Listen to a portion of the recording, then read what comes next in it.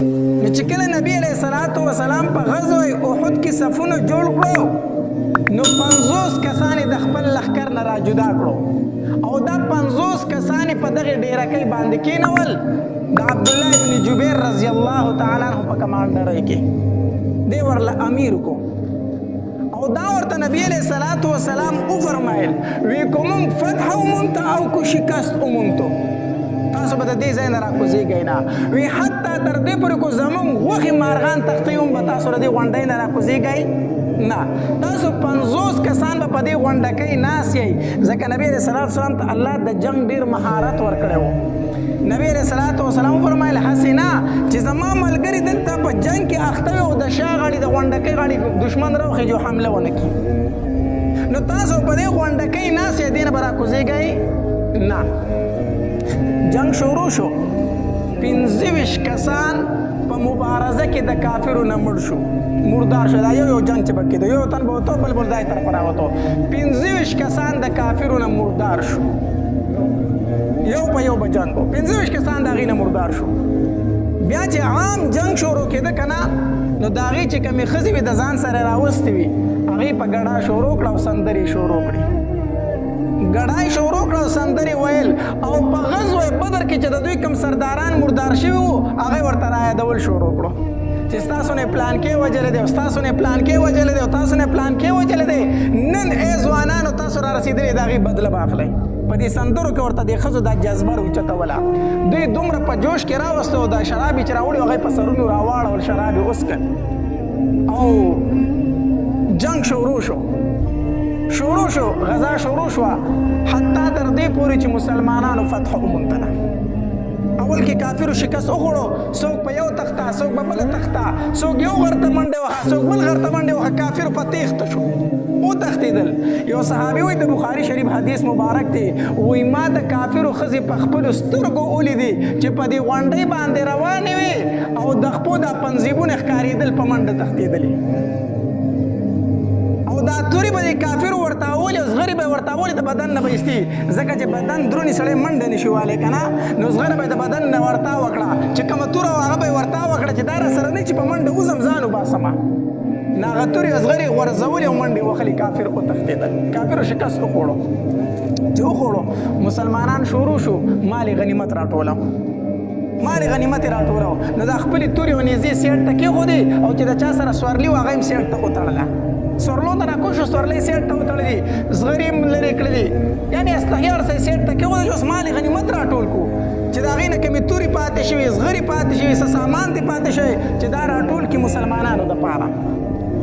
مسلمانان مال غنیمت راټولوي اوس په غونډکۍ چې نبی علیه السلام 50 کسه کېنولي که نه د هغې په منځ کې اختلاف شروع شو د هغې په منځ کې اختلاف شروع شو څه وایي ښکته کوزېږو او څه وایي نه کوزېږو اوس کوم کسان چې وایي نه کوزېږو عبدالله ابن جبیر رضی الله تعالی امیر هغه ورته وایي زه خو نه کوزېږم ما ته خو نبي علیه الصلاة والسلام فرمایلي چې تر څو درته ما نه ویلي ښکته به نه راکوزېږي زه خو نه کوزېږم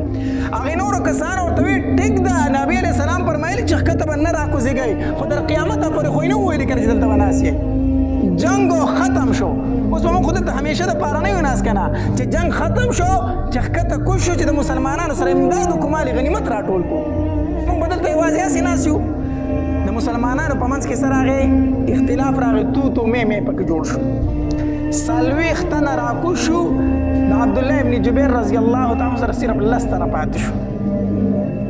دغه 10 کسان نهه کسان پاتې ټول 10 سره د عبدالله ابن جبیر رضی الله 10 کسان په دغې غونډکۍ پاتې شو او 40 تنه ترې راکوز شو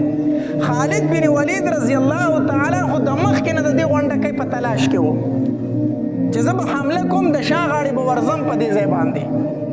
2-3 پیرې مخکې هم حمله کړې وه خو دوی 50 کسانو دوی به د برې غاړې غشي شروع کړو دوی اوچت ناست وو هغوی به پسپا شو به تښتېدل چې وایي کتل چې غونډکۍ خوشې د کسان پې لږ ناست دي خالد بن ولید رضی الله تعالی دغه ټایم کې لا مسلمان شوی نه دی ده د ځان سره خپل د اس سواره چې کوم د ځان سره هغه لښکر روان کړو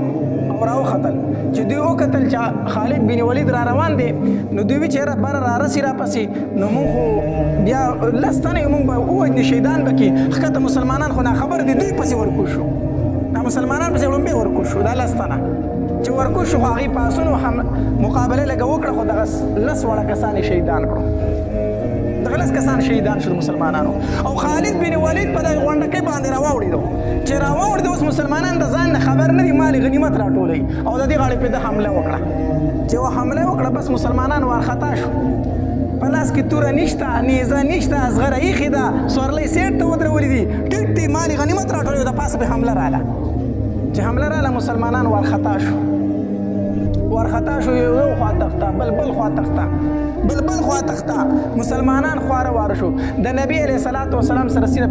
14 کسان پاتې شو صرف 14 کسان په دې کې 7 کسان د مهاجرو او 7 کسان چې دي دا د انصارو 14 کسان صرف د نبی علیه الصلاة والسلام سره پاتې شو نور ټول مسلمانان تتر بتر شو یو خوا لاړو بل خوا لاړو په نبی علیه الصلاة والسلام باندې د هر طرف نه وار شروع شو د هر طرف نه گزار شروع شو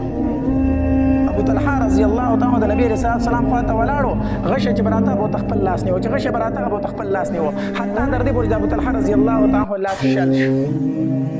شل شو په نبی علیه الصلاة والسلام باندې یو کافر حمله کوله مصعب ابن عمر چې اور چې حمله پکې ډایرک ورته خپل سینه خوا کړ په خپل سینه غشه وکړ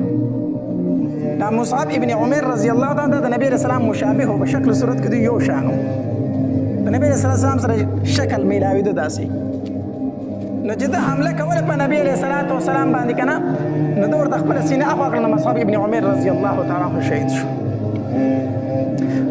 بل یو کافر د هغه نوم عبد الله بن قمیه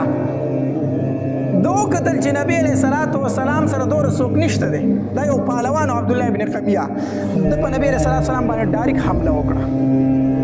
او چې په نبی علیه الصلاة والسلام باندې مخ مبارک حمله وکړه کنه نو د نبی علیه الصلاة والسلام ته یو پیغور وکړو خذها عن ابن قمیه واخله د ابن قمیه د طرف نه دا گزار چې په نبی علیه السلام گزار وکړه نبی اسلام د مخ مبارک زخمی کو نبی علیه الصلاة والسلام ورته کې خیره وکړي الله دې برباد کا الله دې تباہ کا دا خیره ورته وکړي په نبی علیه الصلاة والسلام باندې گزارونه شروع شو او مصعب ابن عمر رضی الله تعالی په دې دوران کې شهیدوم شو ما درته وی داغه شکل د نبی علیه السلام سره میلاویدو نو دې کافر چیغه کړه وی ما نبی علیه السلام قتل کو ما محمد قتل کو نعوذ بالله چې دا چیغه د کافر واله کنه نو شیطان ورله نور زور ورکو شیطان هم دا چیغه واله وی محمد قتل شو نعوذ بالله چې دا چغه والا چې مسلمانانو په وګونو دا आवाज ورغی چې محمد قتل شو صلی الله علیه وسلم دا هر صحابي په لاس کې چې تور وزمه کې تورتا وشو د چا سره چې نیزه وزمه کې ته وشتله موږ سره جنگیږو موږ د نبی اسلام د پاره جنگیدو چې هغه نشته نو موږ جنگ سره کوو صحابه کرام لاسونه پر پیدو شو څوک چې په کم ځای ولاړو په اخ کې ځای باندې پاتې شو د نبی صلوات و سلام د مخکنی غاښونه مبارک هم شهیدان شو دا رباوی غاښونه یو کافر ولا په ګټ باندې حمله وکړه د نبی اسلام د غاښونه مبارک شهیدان کړو ماتې کړو د نبی اسلام چې کوم ټوپۍ په سر واغه خور د وسپنې ټوپۍ دا ګټ په گزار سره دغه کړی د نبی صلی الله علیه وسلم په مخ مبارک کې نه وته د نبی صلوات و سلام د مخ مبارک نوینه بيدا دومره وینه د نبی صلوات و سلام نه وبیدل کنه چې نبی صلوات و سلام بیا داسې قدم نشو اغسته نو علی رضی الله تعالی عنہ یو بل صحابي وسره طلحه رضی الله تعالی عنہ هغه ته وی ما دې ګټ له ګوچت کوي ما له ګوچت کوي دې ګټ د نبی صلی الله علیه وسلم د اوچتېدو دوه مقصد یو خدا چې د خپل ملګرو ته आवाज وکم چې ما خواله راشه دې چیرته روان دي او دوی دا مقصد چې زه د خپل ملګرو باندې نظر واچوم چې دوی چیرته تللی دي چیرته لاړو او دوی د خپل ملګری وینه ما هم نبی صلی الله علیه وسلم د ګټ نه شکه اوچتېدې کنه نو طلحه رضی الله تعالی عنہ داسې ملاټي ټکړې دا الله پاک پیغمبر ما په ملاخ پکې ده دا په ملا نبی صلی الله علیه وسلم پکې خدا دې ګټ شو نبی علیہ الصلوۃ والسلام طلحه رضی الله تعالی عنہ فرمایلی او جبه ځان له جنت واجب کونو ځان له جنت طلحه جنت د پار ستاده پار واجب شو ستاده پار جنت او نبی رسول الله چې دې ګټ داسې پورته شو کنه غیر چا پیرو قتل نو आवाज وکړو الی عباد الله اې الله بندگان چرته روانه ما طرف ته راشي انا محمد رسول الله زه محمد صلی الله علیه وسلم د الله رسول یم الی عباد الله اې الله بندگان ما خواته راشي چې د صحابه کرامو دا आवाज تر وګو شو کنه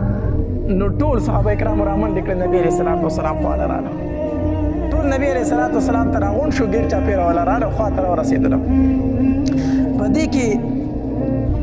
ابو سفیان چې وکتل چې د نبی علیه السلام